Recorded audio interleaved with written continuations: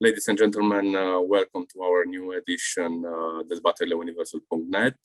This is a special edition with a special guest, Mr. Tsuneo Watanabe. Good afternoon, good morning, in fact. Good morning. Mr. Watanabe joined us from Tokyo. He's advisor for international affairs at Sasakawa Foundation, and he's an expert in Japan's relationship with the United States, a strategic partnership that shaped the region for the past 70 years. But today we will discuss very, very contemporary issues, and I can say that we will start with COVID geopolitics and the horizontal impact of these pandemics on all over the world, and of course we will move towards these very hot issues on the foreign affairs scene, like China, North Korea, like Russia, but also we will have a discussion on the strategic partnership of Japan, the special partnership of Japan with Romania, and I would propose to discuss it from the combined perspective of our shared partnership, strategic partnership with the United States. So, Mr. Watanabe, I would start with my opening question. In fact, how geopolitical is this COVID-19, and what means that this pandemic is a geopolitical, not only sanitary pandemic for our countries?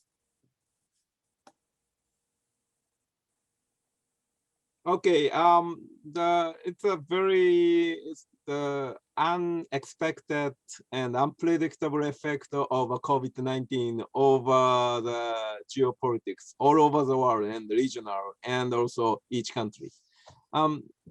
But you know what? Pandemic itself was somehow predictable, but how COVID is spreading was not predictable. The reason is simply each virus has a very different effect, and this COVID-19 virus is pretty much wide.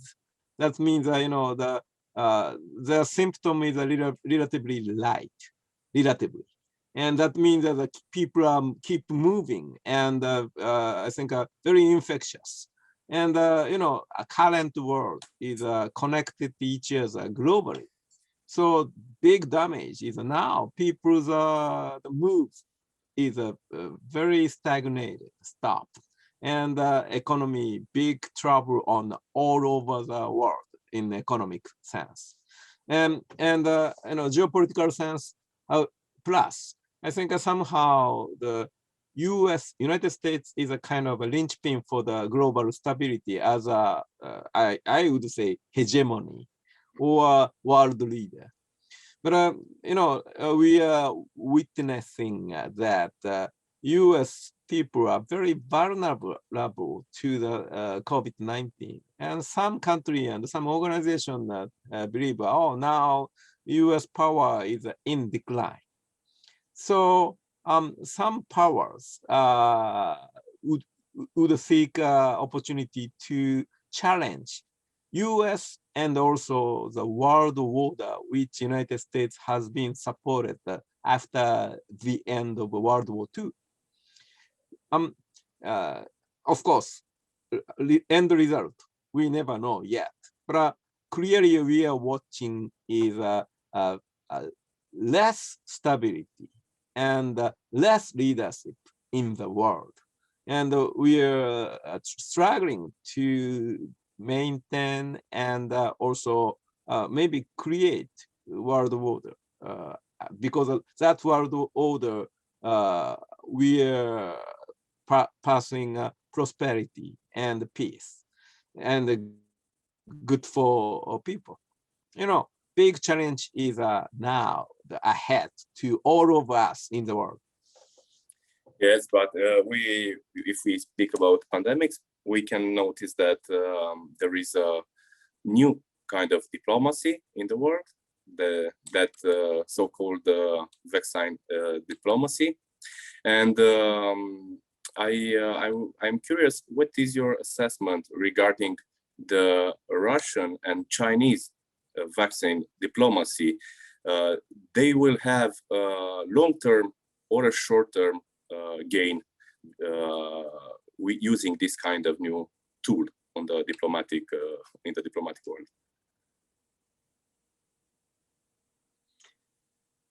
Yes, so-called vaccine diplomacy is now all over the world, especially as you pointed out, Russia, China try to utilize their own a little bit quicker productivity of a vaccine made in their own facility, and also they believe they have advantage over the democratic nations because their leader doesn't have to take care of so much about domestic demand compared to the democratic countries. So that is the case clearly, but at the same time, of course, vaccines quality are not guaranteed. And for example, take a look at China's vaccine diplomacy. China cannot distribute enough vaccine to all over the world. And good things for all the people is anyway, China is trying to distribute, and Russia is trying to distribute the vaccine all over the world. And as a counter, for example, very recently, the Japan, United States, and India, Australia, so-called Quad countries agree to boost up their own ability and the distribution of a vaccine with a cooperation with 4 countries. That's good because recipient doesn't have to be choose either China, Russia, or India. I think clearly, the competition for the provider, supplier, and but recipient as the more beneficial. That's not so bad things. And this kind of a competition for charm, the good things, is not so bad things. But if this kind of a competition is getting a serious zero-sum characteristic, that's big trouble. So we never know. But so far, vaccine diplomacy is doing the going ahead to provide the vaccine enough. It's not enough yet. By the way, the big good news is in the US. Previous Trump administration was not interested in cooperation for the COVAX. That's a framework to provide COVID vaccine to all over the world, especially in Africa or Latin America. I think Biden came back to WHO and COVAX. So again, US leader is back, some sense. Of course, not so easy to back to the other before Trump.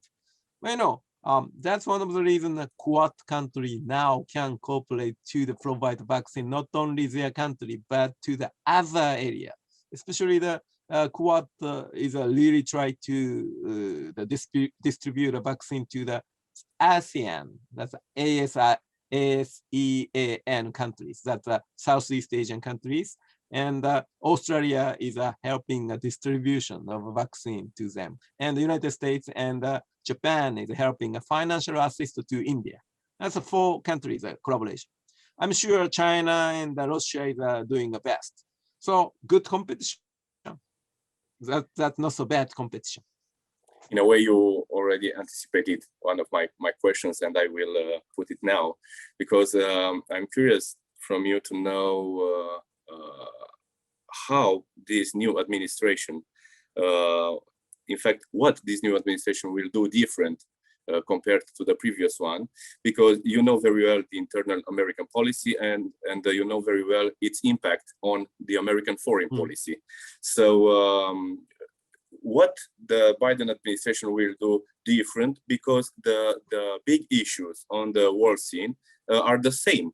If we speak about China, Russia, Middle East, this new Pandora box, COVID-19 pandemics, and of course others. These are issues that the Trump administration has to confront, and now the Biden administration also had to confront with what the Biden administration will do different from now on.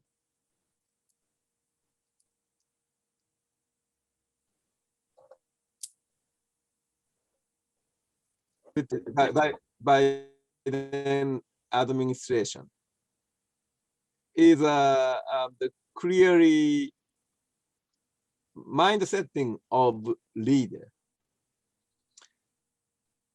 You know that even the Trump administration did several good job for the U.S. contribution to the international society.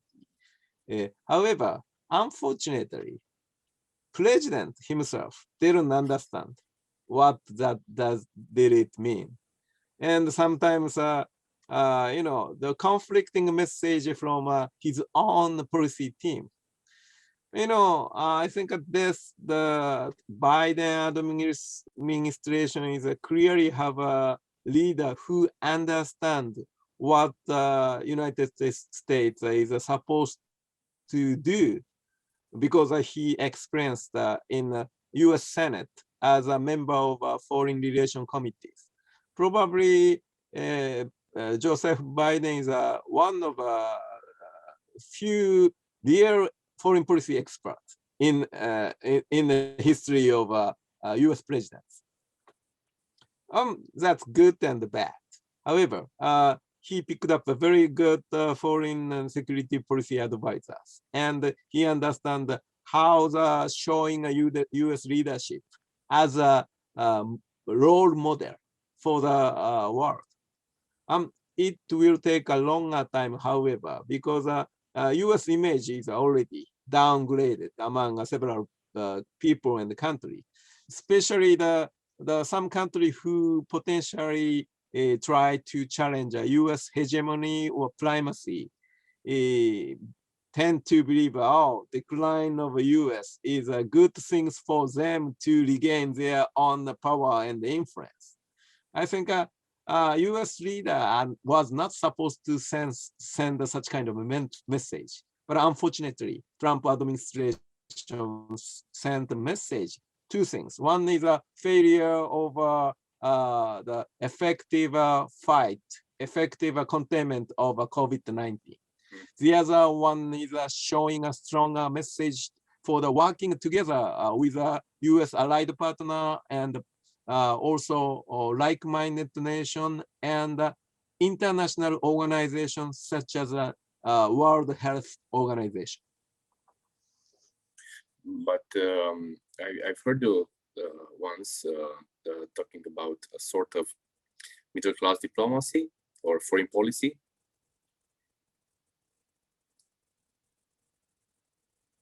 In the case of new American administration, can you explain us a little bit what should we understand through this kind of concept? I'm sorry. Your maybe the internet connection is not good, so I didn't receive the whole sentence of your question. Can you repeat? I will repeat it. Yes. We've heard about a sort of middle-class foreign policy assigned to the new Biden administration. I'm sure you know about what it is about, and if you can explain a little bit this kind of new concept for me, for example, of doing a foreign policy.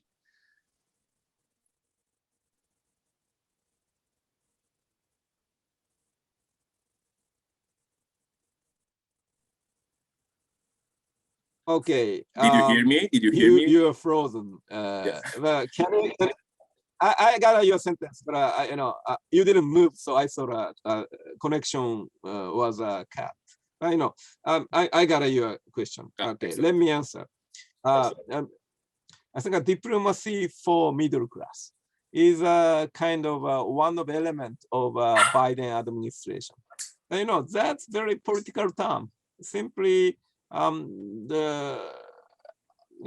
long as any administration is not supported by the people and the surviving election, they cannot conduct any their own foreign policy.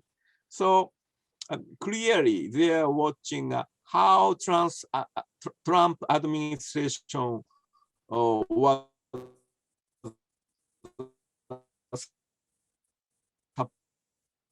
supported by particular people, American people, who are frustrated with the economy.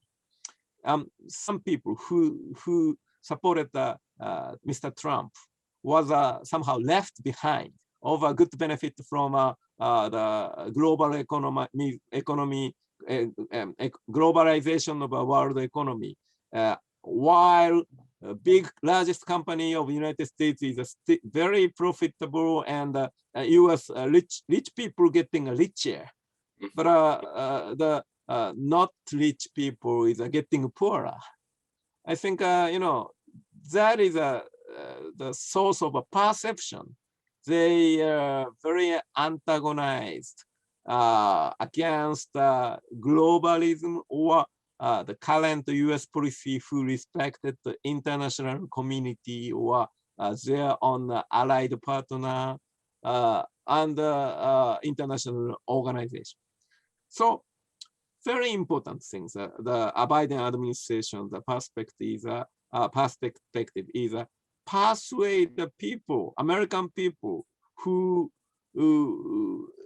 sometimes didn't like a globalization of a U.S. cooperation with the world community, was not the right perception. That means win-win. That's American people and international cooperation win, both win. But that basically is only people in the United States feel happier and getting a benefit from international community.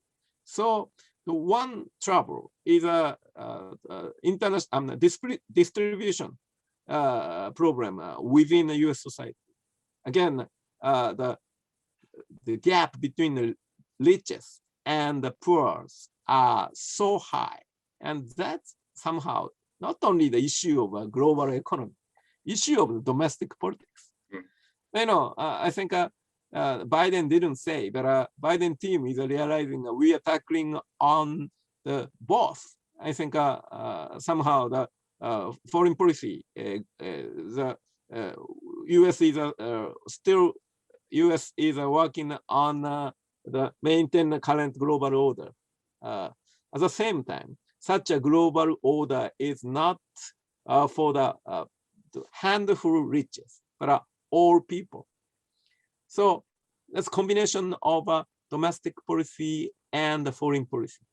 Before, sometimes foreign experts tend to focusing on just foreign policy by ignoring domestic politics or domestic policy. For example, current the National Security Advisor to President Biden, Sullivan? Jake Sullivan. Yeah. Jake Sullivan is a person who participated in Carnegie Endowment for World Peace project for diplomacy for Middle East, foreign policy for Middle East. And he was in charge for both domestic issue and international issues. Perception of Biden team is they need work on both. They cannot work just domestic. They cannot work just foreign policy. Need a perspective for the coordinating both. Otherwise, Biden administration cannot survive in domestic political support. That means that first one is the midterm election and also next presidential election. And also they need to survive in the international community and maintain the leadership and also maintain the current regional and world order. That's beneficial to the American people. So need to work both levels. Yeah. That's but I would propose to go back to China a little bit, because we saw lately 3 important meetings. One was already today. Secretary of State Blinken and the advisor of national security, Jake Sullivan, met with the Chinese foreign minister and the director of the foreign relations office of the China Central Commission in Alaska. Also, this meeting was preceded by 2 others, that of Blinken and Lloyd Austin with the official from Tokyo and Seoul, and also that of Joe Biden himself and leaders of Australia, Japan, and India. In fact, my question would be, what do these 3 meetings show? very strong message from Biden administration to China and potentially Russia or any other countries which are seeking to challenge current world order, and especially the based on the rule of law or some peaceful solution for the disputes. Clearly, especially the China is somehow criticized by the U.S. and the U.S. allied partner on the violation of human rights, especially in their own territory, the Xinjiang province. And also China recently putting a pressure over the democratic movement in Hong Kong.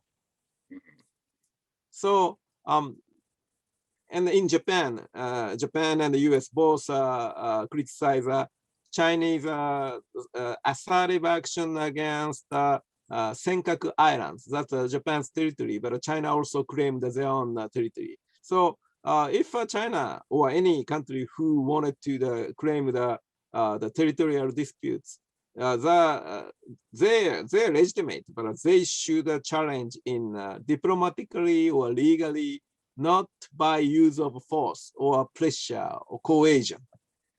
That is a strong message. And I think the Biden administration has been working on this issue, shaping idea, because that's one of the tools for the United States to attract many other countries who are not just wanted to challenge China, but wanted to maintain common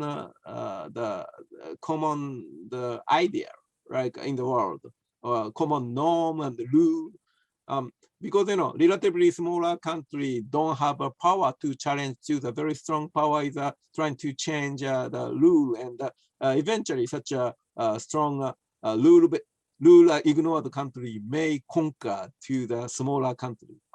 Any country is afraid of. So US is again, they're trying to be back in the international arena to support such kind of country and people. However, I think clearly US power is in decline. US cannot afford to work by alone. For example, US is not US is no longer superpower. So that's why they are stressing on teamwork. Teamwork is clearly the allied partner, allied country. So first of all, somehow Biden sent a message through Quad. That's India, Japan, Australia. And after 2+2 meeting with Japan, after South Korea. Previous administration, before Trump, somehow US leader, if come to the North Korea, East China, Northeast Asia, usually visit Japan, visit South Korea and China. But this time, clearly show U.S. is working with allies, and later discuss the issue with potentially, it's not allied country and the country which is potentially challenging to the status quo, such as China or Russia. That is a position. So the series of meetings you pointed out is the initial showing up the willingness of the United States to work with other friendly, like-minded nation to work on maintaining a current regional order or world order. Recently, very recently, in fact, Mr. Biden also sent a strong message to Moscow, directly to Mr. Putin. And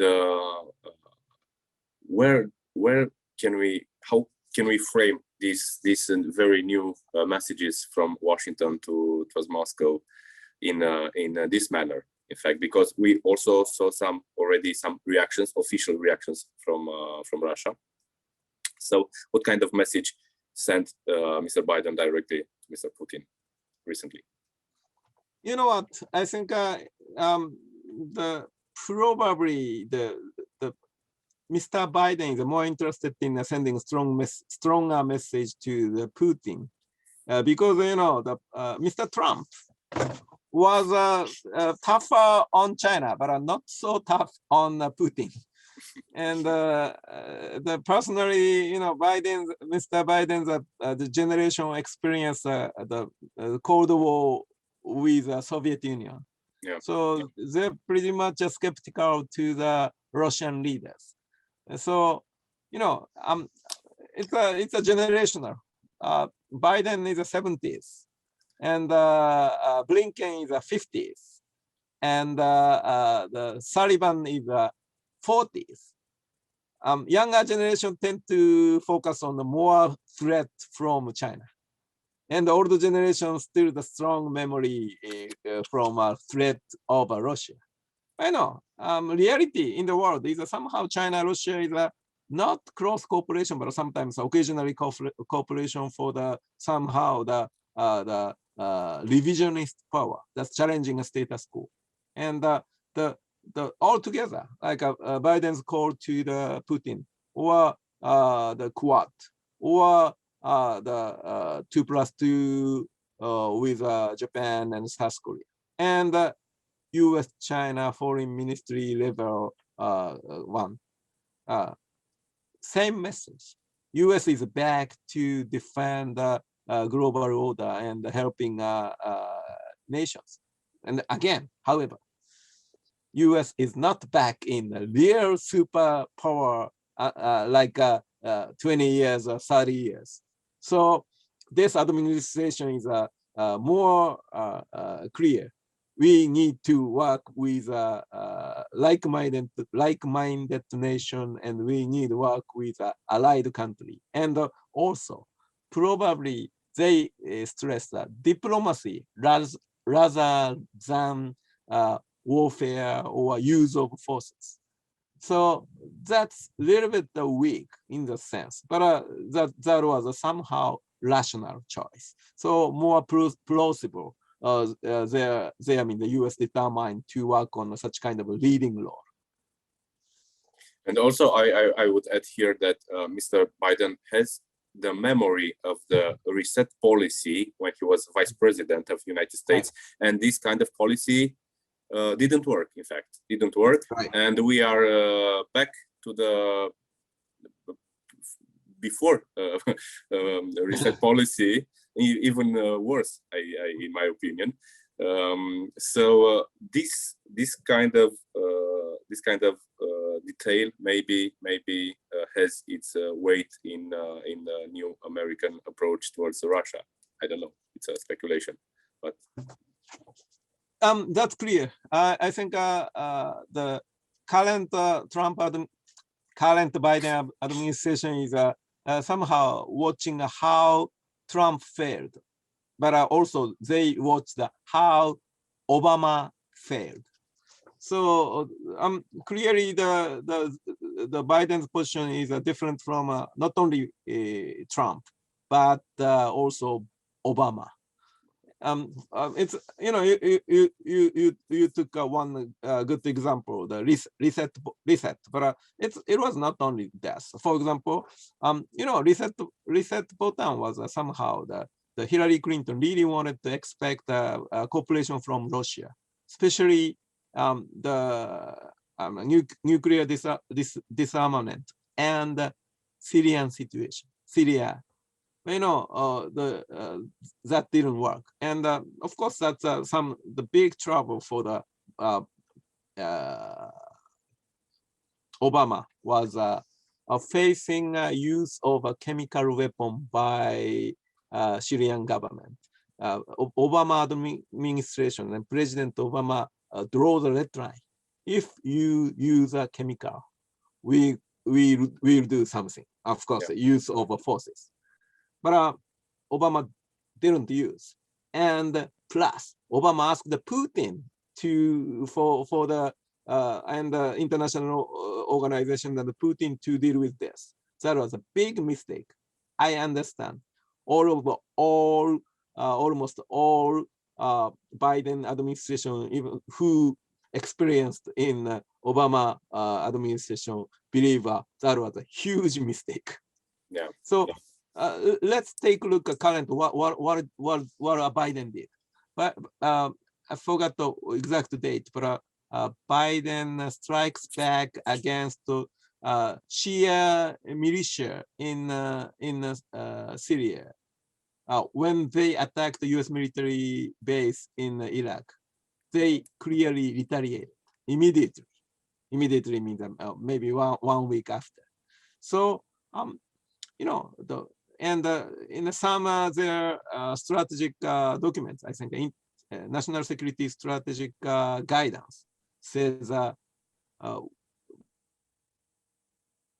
use of military. Sometimes they need to use of military and force if necessary. But at the same time, they say that use of necessary is a last resort after trying diplomacy and economic statecraft. But clearly they understand that sometimes the U.S. or any country need to use of military, use of forces if necessary. And Obama didn't use in the necessary case in Syrian chemical weapons. So this administration, Biden administration, is the people who learned full of lessons. From Russia a little bit back to China, because we saw until now a Chinese charm offensive in Europe, for example. And here I felt that Beijing used all its available soft power here in Europe. On the other hand, in your region and in its relationship with the Americans, the Chinese use their hard power. They tried not to hide their available hard power, so the confrontation was a different one. Were these two kind of tactics used by Beijing cross in the foreign policy agenda of China? This kind of soft power and charm offensive in Europe, and the hard power and hard offensive in the region and in their relationships with Americans.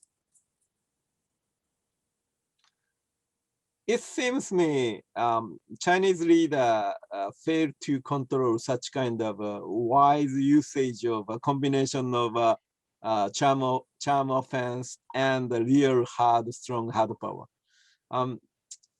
Because I'm not expert on Chinese domestic politics, but some Chinese domestic politics experts suggested probably very difficult for the President Xi Jinping to control detailed of their own the military or diplomats.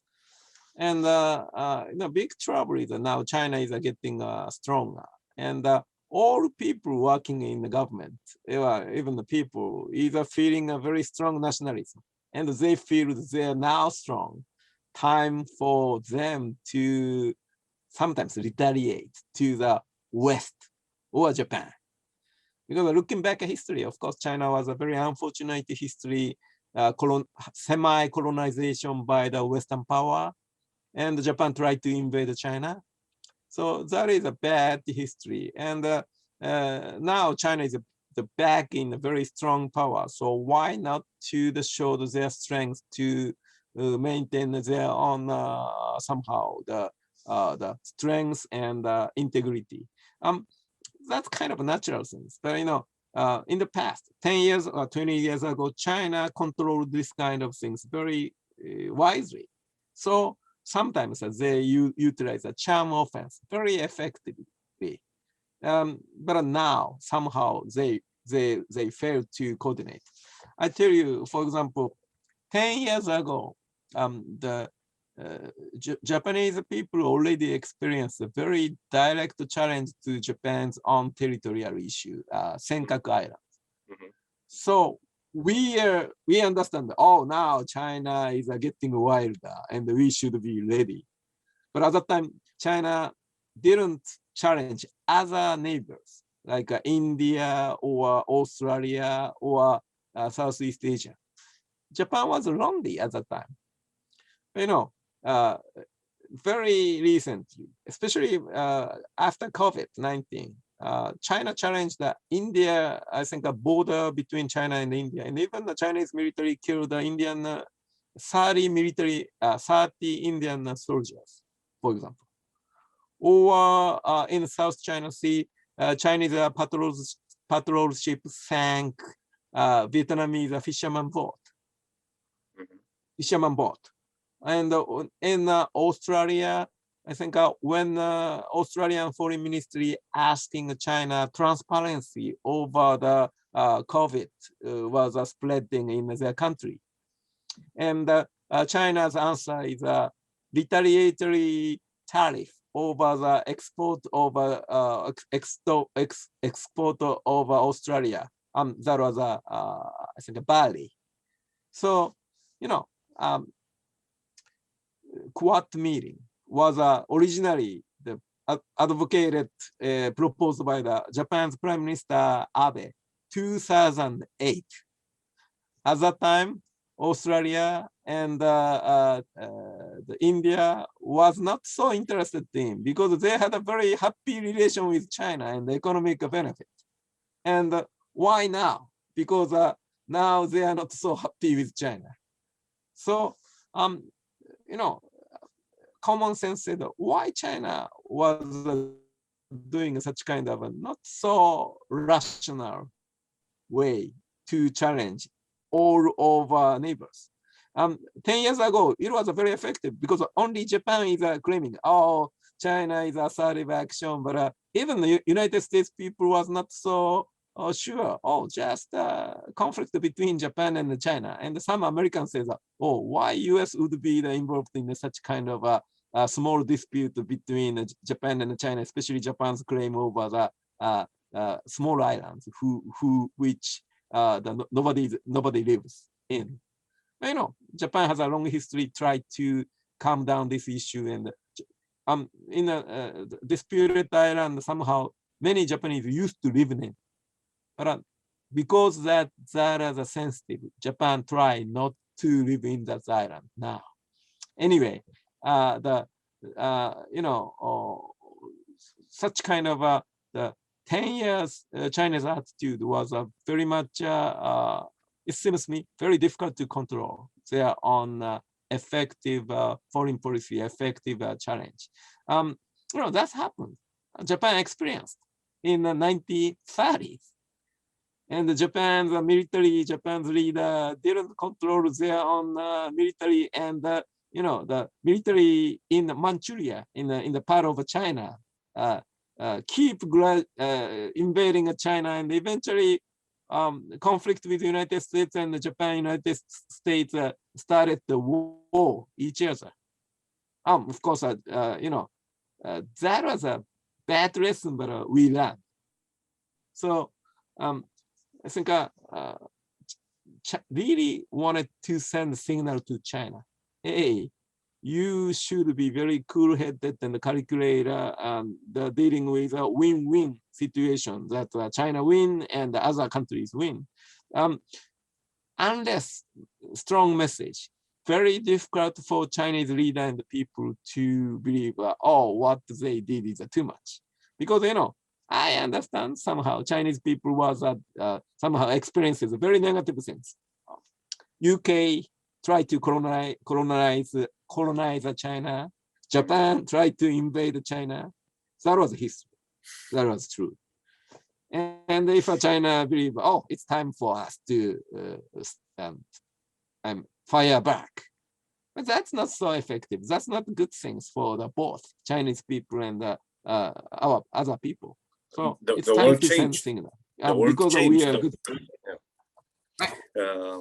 World change and also China change. China's power is getting bigger.